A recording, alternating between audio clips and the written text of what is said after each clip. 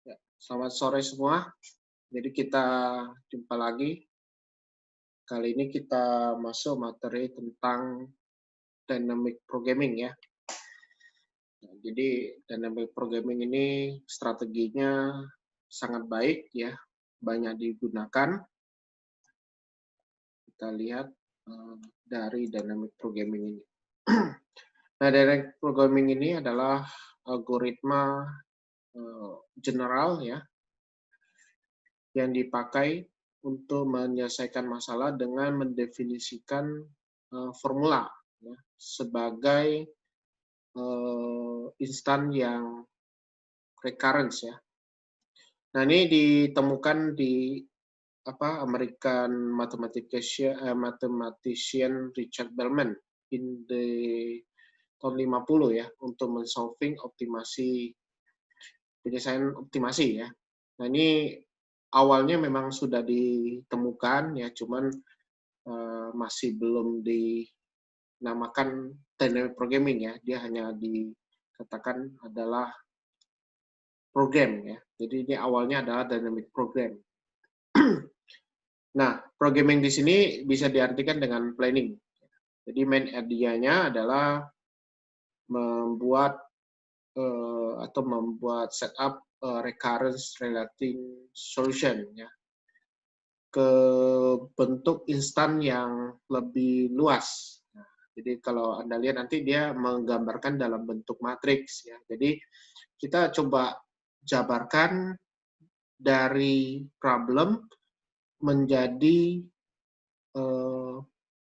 instan yang lebih luas ya. Nanti kalau kita lihat nanti lebih gampang kita mentelusuri solutionnya. Nah, ini menyelesaikan masalah itu sekali aja, jadi hanya tahapnya sekali. Kemudian record solution in a table, karena mode penyelesaiannya adalah dengan membuat tabel. Ya, jadi nanti ada buat tabel, bisa dalam bentuk matriks atau bisa dalam bentuk yang lain. Ya. Kemudian mengekstrak solution ya, to the initial instant from the table. Jadi kita mengambil solusi dari tabel yang sudah kita bentuk. Nah, itu konsep yang dinamakan di dynamic programming. Jadi ini algoritma yang banyak dipakai ya.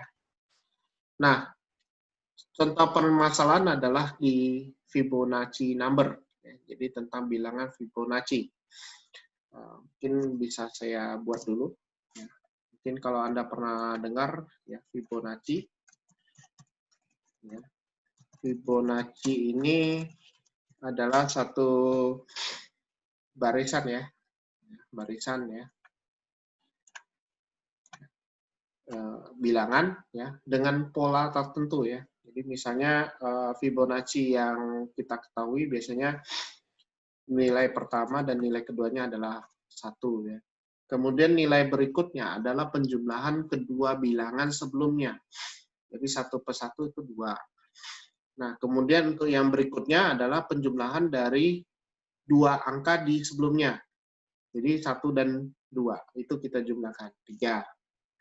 Nah, Fibonacci berikutnya sama, 2 plus 3, 5. Kemudian 3 plus 5, yaitu 8. Kemudian 5 plus 8, 13.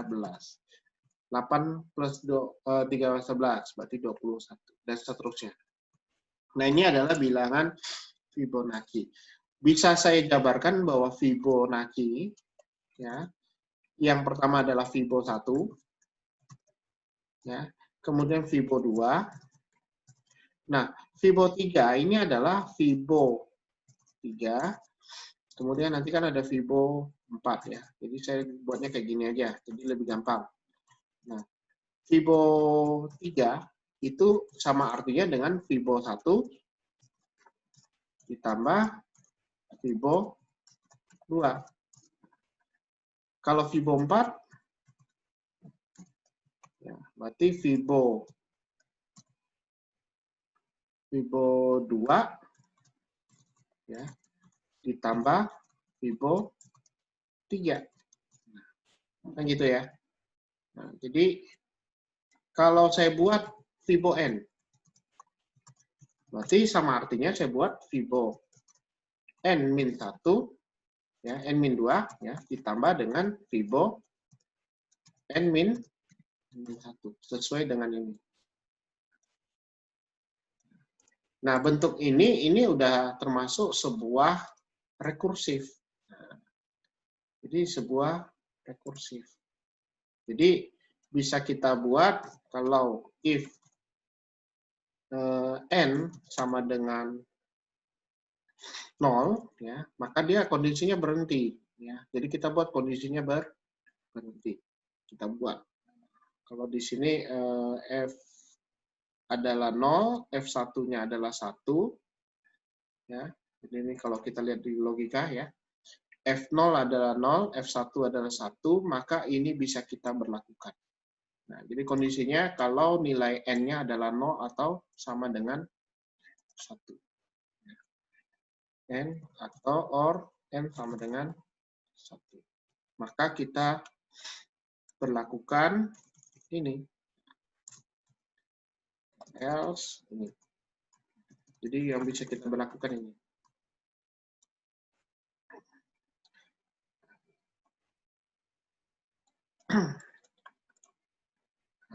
Nah, nanti dari hasil pencarian ya, penyelesaian dynamic programming di Fibonacci itu ada 3 strategi juga ya. Strategi. Ya. Yang pertama adalah menggunakan rekursif. Yang kedua adalah memorize, ya, memorize solution. Dan yang ketiga adalah dengan teknik bottom up solution. Jadi dynamic programming itu bisa diselesaikan dengan 3 strategi, yaitu recursive, memorize. Ya, ini sebenarnya mendekati kata memorize ya. Ya, karena konsepnya dia menggunakan sebuah array tambahan. Kemudian bottom up. Ya. Nah, untuk yang rekursif ya. Oh ya, kita sampai sini dulu. Saya ada demonya. Kita stop dulu. Lihat output dulu.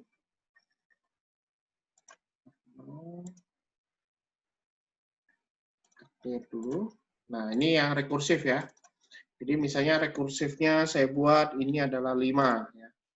Fibonacci yang 5 ya. Anda bisa lihat di sini ya. Jadi jikalau dia N-nya 1 atau N-nya 2, ya, ini karena kita indeksnya mulai dari 1 ya. Ini indeksnya mulai dari 1, maka dia 1 dan 2. Tapi kalau tadi kita pakai indeksnya mulai dari 0, berarti 0 dan 1. Nah, ini resultnya ada 1, dan seterusnya. Ini kalau kita jalankan, hasilnya adalah 5. Ya, karena kan Fibonacci-nya ya. Nah, kemudian saya buat yang memoize ya. Memoize solution itu dia menggunakan sebuah array tambahan. Nah, array tambahannya itu saya definisikan dengan memo. Jadi kita membuat sebuah array memo ya. Nah, setiap kali kita memanggil rekursif itu kita simpan di memo. Ya. Jadi model Fibonacci ini kan rekursif ya. Jadi kalau misalnya saya buat gini. Fibo 3. Berarti kan nanti akan ada pencarian misalnya Fibo 2. Ya. Nanti turun lagi jadi Fibo 1 dan seterusnya ya. Nah, kalau misalnya kita lihat di sini, misalnya Fibo 3. Fibo 3 itu kan dapatnya dari Fibo 2 ditambah Fibo 1 kan. Nah, ini kebetulan karena dia kecil ya. Kalau misalnya saya buatkan Fibo 4 lah. Fibo 4. Fibo 4 ini kan harus ditambah dengan Fibo 2 kan. Ya, jadi kan Fibo 3 ditambah Fibo 2. Nah, sekarang Fibo 3 itu kita turunkan jadi Fibo 2 ditambah Fibo 1. Sekarang yang Fibo 2 yang di sini, ini harus kita turunkan juga. Nah, ini kalau kita buatnya kayak gini. Ini adalah Fibo 1 ditambah Fibo 0. Nah, seperti ini. Nah, jadi maksud dari Memoize itu adalah Fibo yang ini kan nanti kan diturunkan lagi. Ya. Nah, ini kita udah nyimpan. Dan kita tidak perlu menghitung yang ini lagi. Nah, yang di sini itu tidak perlu kita hitung. Jadi cukup menghitung yang di sini. Jadi kalau misalnya kalau kita telusurnya itu dari kiri, kita ngambilnya yang hitungan yang sebelah sini aja. Nah, itu maksud dari Memoize. Jadi kita tidak perlu capek-capek lagi lihat yang sebelah kanannya lagi. Ya, gitu. Itu maksud dari teknik ini. Nah, jadi Memoize-nya itu adalah mengambil nilai yang tadi. Jadi misalnya Fibo 5, kita jalankan, hasilnya juga 5. Itu yang namanya Memoize. Kemudian teknik berikutnya adalah model button up. Button up ini logikanya kan array Fibo, ya. Misalnya tadi kan kita maunya 1, 1, 2, 3, 5, 7, 5, 8 ya, 13 ya, dan seterusnya. Nah, jadi yang 1 dan 2 ini sudah fix. Jadi nanti model perhitungannya adalah menghitung mulai dari yang ini. Nah, gitu. Jadi model perhitungannya tidak terlalu banyak lagi. Jadi dia menghitungnya secara bottom up. Ya. Jadi di sini udah setting nih, bottom up-nya 1, bottom up 2 adalah 1. Nah, kemudian dia ngitungnya dari range yang 3 sampai N plus 1. Dan itu dihitung langsung, dijumlahkan. Jadi hanya menggunakan array biasa. Ini fit memo, oh ya ini saya belum ganti ya. Ini fit memo 5. Hasilnya ada 5. Nah, ini kalau misalnya kita agak gede nih ya, misalnya ini 100 gitu ya, kita lihat hasilnya. Nah, ini bisa dapat ya. Ini kalau 100, oh, dapat hasil ya. Nah, tapi ini yang rekursif, ini bermasalah nih. Kalau misalnya datanya gede, nah, lama ngitungnya nih, karena dia rekursif. Gitu. Jadi, kalau kita menggunakan rekursif, ya memang kita harus perhatikan baik-baik pada saat kita menggunakan functionnya. Apakah dengan rekursif kita udah yakin bahwa waktu yang dipakai untuk rekursif itu cukup untuk menghitung. Kalau Anda lihat di sini, dia belum selesai nih prosesnya, masih proses. Nah, ini udah selesai nih, 100. Kalau saya naikkan lagi, ini jadi 10.000. Ini bisa dikerjakan. Ya, tapi nunggu proses ya. Oh ya, ini karena tadi belum selesai di ini ya.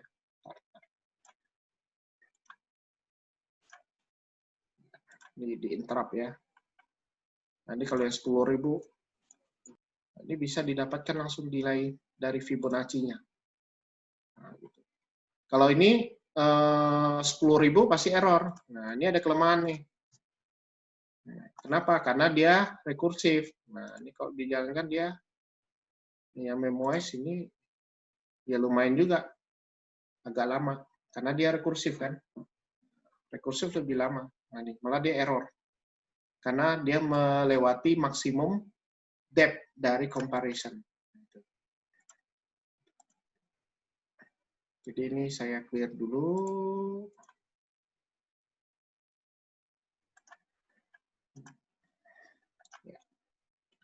Yang berikutnya adalah tentang computing a binomial coefficient. Jadi bagaimana kita menghitung binomial coefficient. Ya.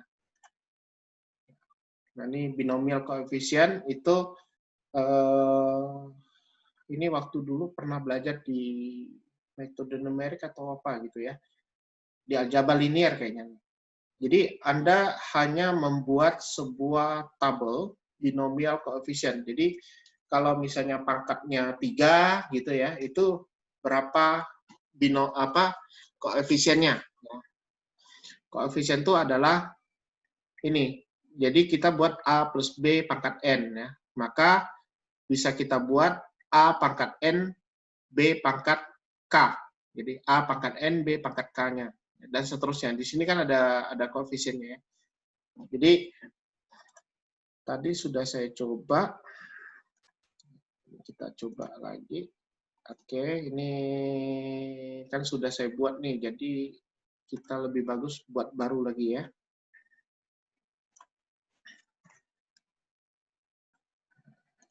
Nah, ini patokannya nih. Jadi saya punya patokan adalah CN, K sama dengan 1 kalau K-nya sama dengan 0 atau N-nya lebih sama dengan K ya. Karena kan aturannya ya ini ya. Dan CN, K sama dengan CN-1, K dan seterusnya kalau N-nya lebih besar dari K, lebih besar dari 0.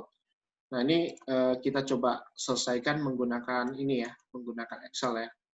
Jadi di sini saya siapkan matriks ya, N dengan K. Jadi saya mau buat tabel binomial koefisien. Ya. Misalnya sampai 10 lah. Tabel binomial koefisien.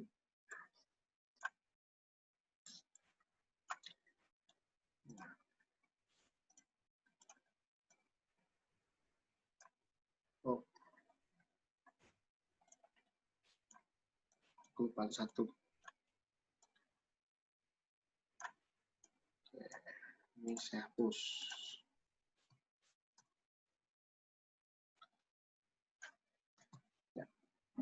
Nah, ini kalau kita pakai Excel langsung, ini pasti agak apa ya? Agak susah ya kita buat dalam function ya. Jadi kita buat ke dalam formula ini agak repot. Nah, jadi saya ajarkan Anda bagaimana cara membuat makro ya. Sudah pernah saya ajarkan cara membuat makro nggak? Belum kayaknya, Pak. Belum ya. Nah, kalau untuk membuat makro ini kita perlu mengaktifkan dulu security-nya ya. Jadi nanti kalau belum pernah makro ya, Anda buat dulu di file ya. Jadi kita file, kemudian Anda masuk ke option ya. Jadi Anda masuk ke file option, kemudian di bagian trust center ya, di bagian trust center ya. Kemudian di situ ada trust center setting ya. Ya. Setelah masuk ke Trust Center Setting, itu nanti ada menu jendela Trust Center. Anda pilih di Macro Setting.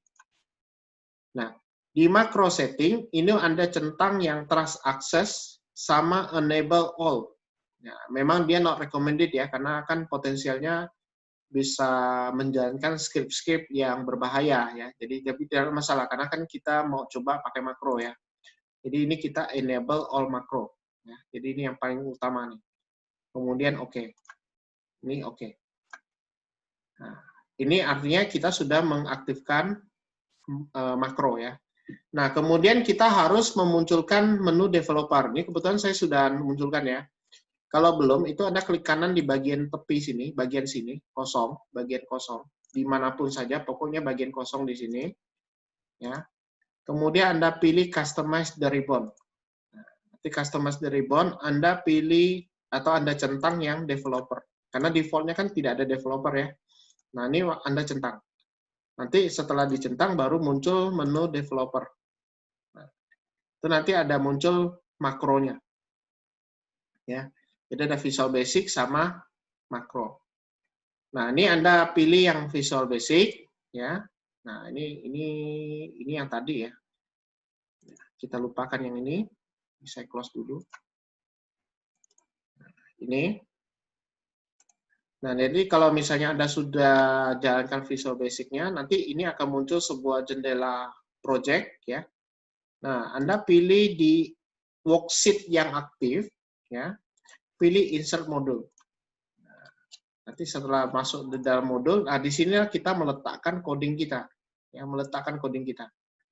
Nah, ini saya coba buatkan dulu ke Anda untuk Anda lihat ya. Jadi kita buat dulu di sini. Saya buat mungkin karena Anda belum kuasai ya, jadi nanti ada waktu khusus, nanti saya ajarkan gimana cara bikin makronya ya. Ya. Saya buat function hitung C ya.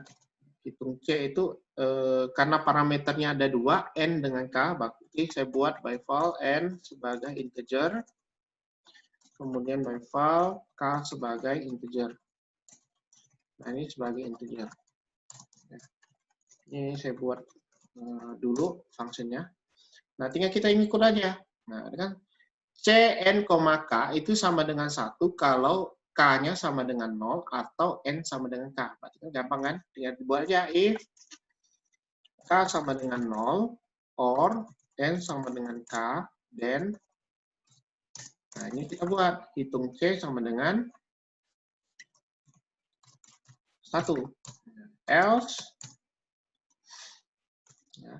Nah, ini saya buat aja else if ya. Ya, karena N lebih besar dari K, N, K lebih besar dari 0, then nah, ini karena dia rekursif ya, jadi kita harus mengerjakan secara rekursif. Hitung C itu sama dengan hitung C N-1, K-1 plus hitung C N-1, K. Ini aja, and if. Nah, ini Anda copy paste ke dalam makro tadi. Kalau tidak ada merah, berarti script kita udah tepat gitu ya. Nah, sekarang tinggal kita pakai. Ini sama dengan hitung C. Ini, koma, ini.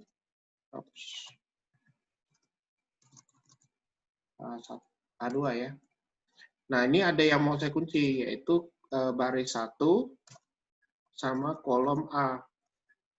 Ini saya kunci. Nah, ini. Tinggal kita tarik. Thread. Nah, oh terbalik. Sorry. Ini bukan B, tapi ini A2. A2, ini B1. B1. Karena kan segitiganya ke bawah ya. Nah, Anda bisa lihat bahwa inilah binomial koefisien. Kalau perhitungan kayak misalnya nggak pakai Excel tuh Pak, bisa nggak Pak? Ya, silakan hitung manual. Ya, Nah, itu ini hitungannya kayak rumusnya gitu gimana Pak? Ya? Yang rumusnya nanti buat hitung C itu. Hitung C-nya. Ya, ini dia. Jadi Anda enggak akan repot lagi kalau pakai rumus sih bisa, kalau pakai Excel. Tapi kan Anda harus ketikkannya. If K misalnya harus sama dengan 0. Ya. Karena dia ada OR, berarti Anda harus buat lagi OR. Ya sama aja sih. K sama dengan 0, misalnya ini N sama dengan K misalnya. Oke kan? Kemudian sama dengan 1. Kemudian if lagi kan? Ya silakan mau pakai kayak gini juga boleh. Cuma repot, panjang. Karena kan kadang-kadang kita juga nggak hafal juga ya. Jadi memang enaknya sih pakai makro ya, sebentar. Ini yang binomial koefisien. Ya. Nah, misalnya kalau yang tadi itu, misalnya saya punya data satu untuk apa? Untuk Fibonacci ya. Nah, ini yang Fibonacci nih. Nah, ini kan sama dengan ini ditambah ini kan. Nah, ini kalau kita drag lagi, nah inilah bilangan Fibonacci-nya.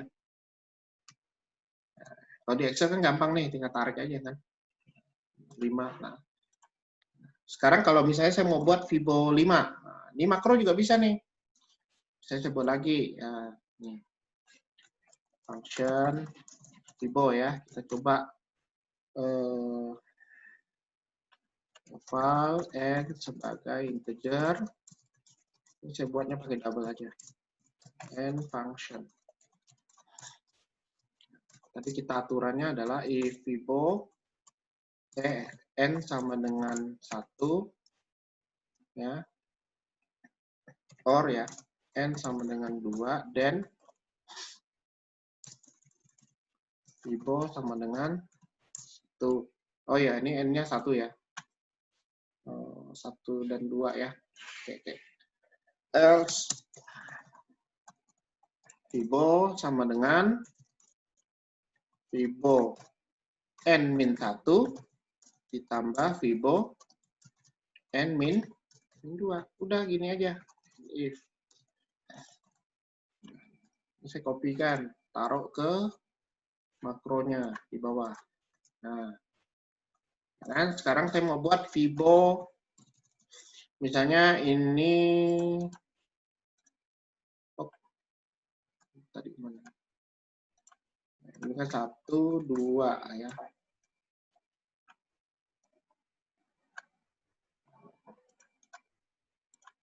Ini adalah N. Nah, ini Fibonya. Ya, ini tabelnya ya. Tabel yang saya buat. Nah, saya mau buat menghitung Fibo yang 10. Nah, itu saja Fibo dari 10. Hasilnya 5, 5. Sama kan? Gitu. Ini bisa dipakai. Jadi sebenarnya Excel ini bagus nih. Ini saya buat dulu Fibonacci.